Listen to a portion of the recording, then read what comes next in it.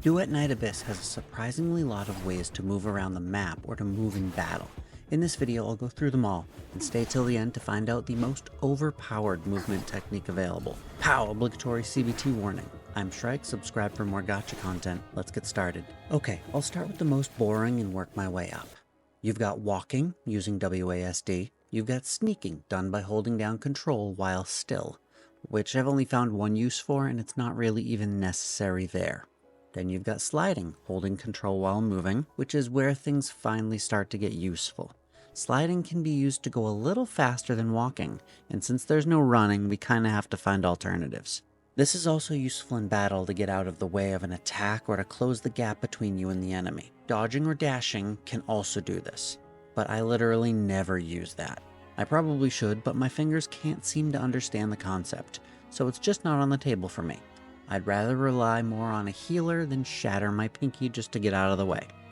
It should be noted for those who will use it that you only have 2 at a time, and then you have to wait for a cooldown for them to refresh, though there is a demon wedge that can give you an additional one. Next is jumping. This takes our game to a whole new dimension.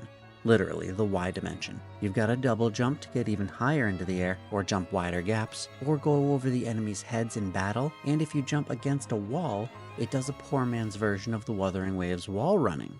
It's not perfect, but it does do that flippy thing at the end to get you over roof outcroppings, which is very cool. This will mostly be used in the map to get up buildings and run along roofs. The next is going to be your main movement technique, and Warframe veterans will recognize it immediately. Helix leaping. It's done by sliding and jumping very quickly.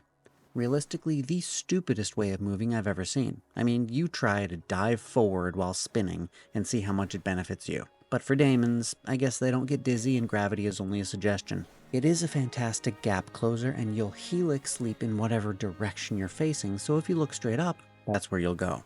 You can get incredibly high this way, and in combat it's a very useful mechanic to helix leap up and use a plunging attack down. Just a melee attack while in the air, to slam into the enemies, causing a shockwave that can wreck the enemy's formation and allow you to wipe them all out before they can recover.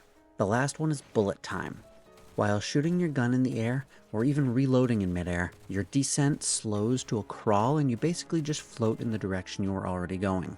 This can help you in a pinch to avoid falling off a cliff, or avoid landing in a dangerous spot, or to close further gaps. And in battle, an airborne foe is just flat out harder to hit. Now let's start pairing these together. The best default traversal method for just traveling around is going to be a slide, into a helix leap, into a jump, and finish off with a dash or two. You can clear quite the distance this way. I typically leave out the dashes though, since like I said, my pinky just doesn't understand that kind of movement.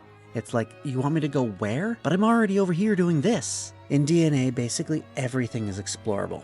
I think I've maybe discovered 1 or 2 invisible walls. Other than those, if you can see it, you can explore it. One of my favorite techniques is one that I rarely get to use, but can get you to places that literally look like background features you shouldn't be able to get to. In some of the commissions, you'll start at this elevator, which is pointless because there's no fall damage and you can just jump down the shaft.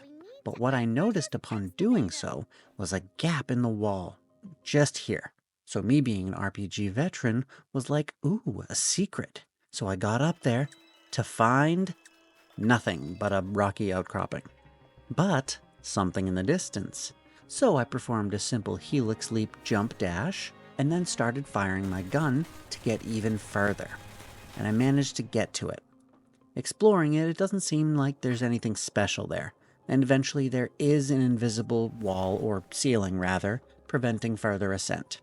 But the important thing is that we're able to get to it and look around. I've seen games with a lot of potential shoot themselves in the foot by putting up so many invisible walls to restrict you to follow the path they want and only explore what they want you to. This is a great sign, this early in development, that they're allowing such freedom of exploration. It really justifies the movement techniques they've implemented themselves. And hopefully the aforementioned invisible walls get removed as the game gets further along. I can't express to you how much invisible walls irritate me. But that's not the overpowered technique I alluded to. Oh no, there's something even more powerful, and it's something that very well may be patched out. In the coding of the plunge attack, it can sometimes target a much further area than you might think. It's not a straight down plunge. So many players, unfortunately not me, have already discovered a way to pair this with a high Helix leap to abuse this power and cross literal kilometers in seconds. All it takes is some knowledge of the targeting system the plunge uses, a familiarity with the Helix leap, and a bit of luck to master. I say this while also being unable to accomplish it myself, of course. But that's, as the kids would say, a skill issue. All of these techniques can and should be used in combat too. The more mobile you are, the harder you'll be to hit, and the better chance you'll have to come out victorious. But if you're interested in learning more about Duet Night Abyss, check out the videos that are about to pop up in a second. And with that being said, I'm gonna fly. See you in the next one. Bye.